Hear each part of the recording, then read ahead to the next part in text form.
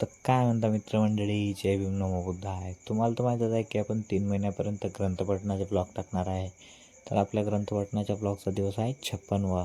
तर मित्रमंडळी, काही न वेळ गमावता वळूया आपण आपल्या टॉपिककडे. तर आजचा आपला टॉपिक हा आहे.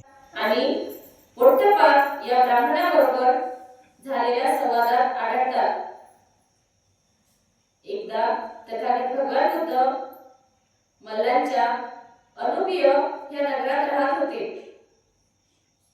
त्या प्रसंगी एके दिवशी अगदी सकाळी चिवडे धारण करून हातात भिक्षा पात्र व दुसरे चिवर घेऊन तथागतांनी भिक्षाटनासाठी नगरात प्रवेश केला. रस्त्यात भगवंतांना असे वाटले की भिक्षेसाठी इतक्या सकाळी जाणे योग्य नव्हे, म्हणून भगवंत परिव्राजक भगवान यांच्या आश्रमात त्यांना भेटण्यासाठी गेले.